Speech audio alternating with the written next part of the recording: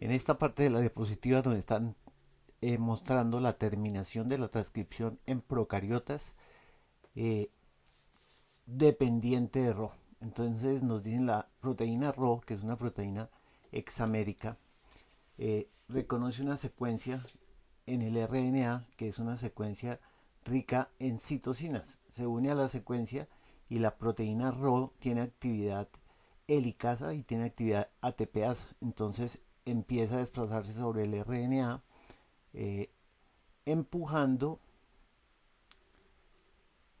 el RNA, haciendo que se separe del DNA, y de esta manera produce la separación del DNA del RNA y termina el proceso de transcripción.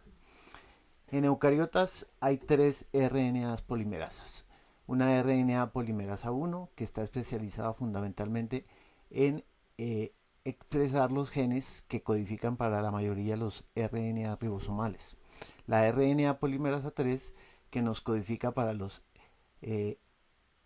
RNAs de transferencia, nos transcribe los RNAs de transferencia, y uno de los RNA ribosomales, el RNA ribosomal 5S. Y la RNA polimerasa 2 que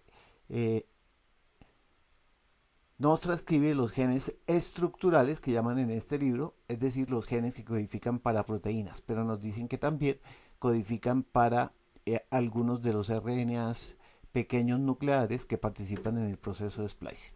Entonces aquí para la RNA polimerasa 1, entonces nos dicen eh, hay varios genes, de 200 a 600 genes en los humanos, que codifican para este RNA ribosomal 45S. En ese RNA ribosomal 45S, que es el precursor, se corta y de él se liberan los RNA ribosomales 18S, 28S y 5.8S. Entonces,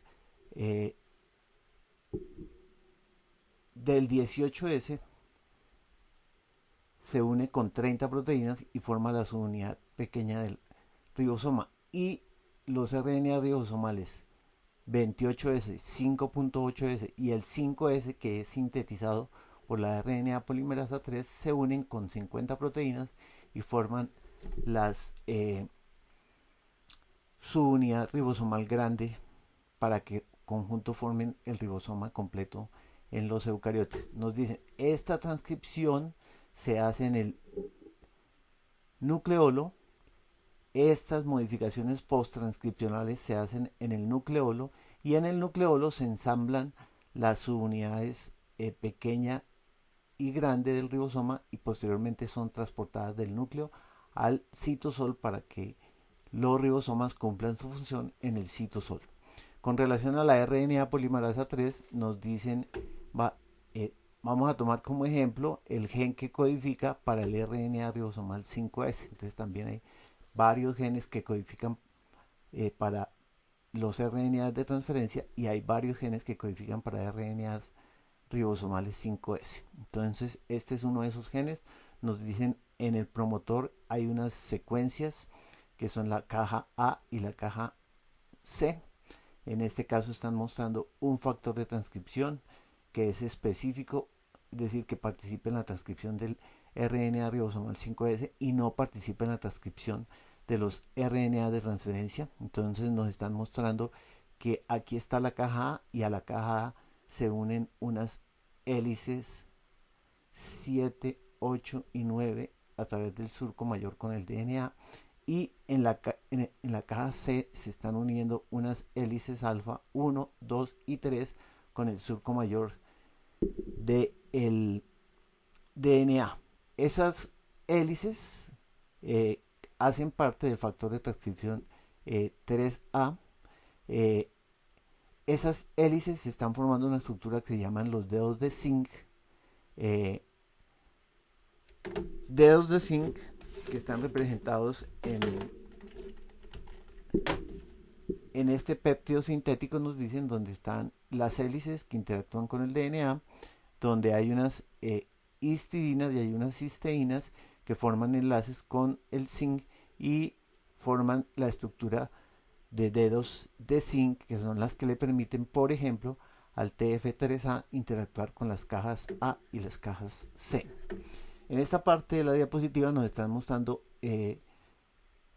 los promotores de los genes que son transcritos por la RNA polimerasa 3. Entonces nos muestran el promotor del gen de la beta-globina, el promotor de los genes de expresión temprana del virus SB40, el promotor de la gen que codifica para la enzima timidina quinasa y el promotor del gen que codifica para la histona. Entonces nos dicen, hay una secuencia iniciadora que se caracteriza por tener dos pirimidinas, una adenina, un N que significa cualquier nucleótido, una W que significa adenina o timina y otras dos pirimidinas. El N nos dicen sería el más uno, es decir, el primer nucleótido que se transcribe. Corriente arriba, entre menos 20 y menos 30, nos dicen que hay una secuencia muy parecida a la secuencia de los menos 10 de los procariotes, que sería la secuencia TATA. También hay una secuencia que se llama la caja CAT, también hay secuencias que se llaman las cajas GC y la secuencia del octámero. Entonces, por ejemplo, nos dicen el promotor del gen de beta globina tiene TATA y CAT. El promotor de los genes de expresión temprana del SB40 tienen TATA y tienen GC y tienen varias GC.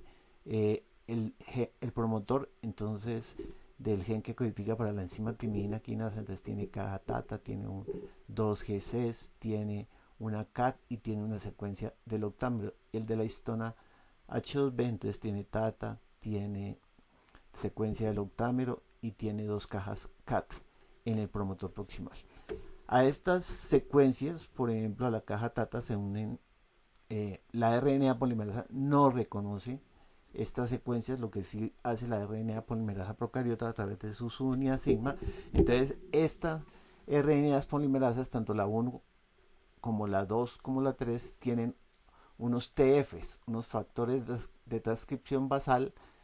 Los de la RNA polimerasa 1 se llaman TF1, los de la RNA polimerasa 3 se llaman TF3, que pueden ser A, B, C, y los de la DNA polimerasa 2 se llaman TF2A, TF2B, TF2D, TF2E, TF2H, etc., que son los que realmente reconocen las secuencias. En particular, esta secuencia, la caja TATA, otra secuencia BDE, la secuencia iniciadora, otras secuencias corriente abajo, son las que son reconocidas por estos TF2, y posteriormente esos TF2 interactúan con la DNA polimerasa para que la DNA polimerasa inicie el proceso de transcripción. Entonces aquí, por ejemplo, está el TF2E, está una subunidad del TF2H, que es la subunidad central, está la subunidad SS12, que es las subunidades helicasas del TF2H, está el TF2K, que son las subunidades quinasas que pertenecen también al TF2H. Aquí nos están mostrando la porción C terminal del TF2B, que nos dicen en el texto interactúa con la TBP. En esta parte entonces nos están mostrando unos dominios del TF2F, el dominio WH y el dominio de dimerización, que le permite formar interacciones con otras proteínas. Lo mismo aquí nos muestran el dominio helicasa de la TF2H, y aquí en esta parte de la figura nos están mostrando cómo la TBP, cuando interactúa con la caja TATA, produce un plegamiento del DNA en un ángulo aproximado de 90 grados centígrados. En esta parte entonces están mostrando los promotores que son reconocidos por los factores de transcripción basal, el TF2A, TF2D, que está formado por la STAF junto con la TBP. Entonces en conjunto TDP más TAP forman el TF2D, TF2B, TF2F, TF2E, TF2H, etc. Nos dicen que una de las funciones del TF2B es pasar de un complejo cerrado a un complejo abierto.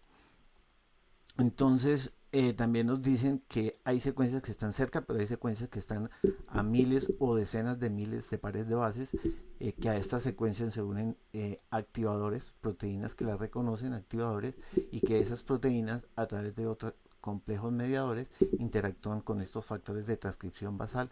En particular mencionan las TAF, y entonces estas secuencias que están a miles o decenas de miles de pares de bases pueden interactuar con los factores de transcripción basal e influir en la activación de la RNA polimerasa 2, y que en ese proceso de plegamiento, de formación de loops, de asas, de doblarse, colaboran los nucleosomas.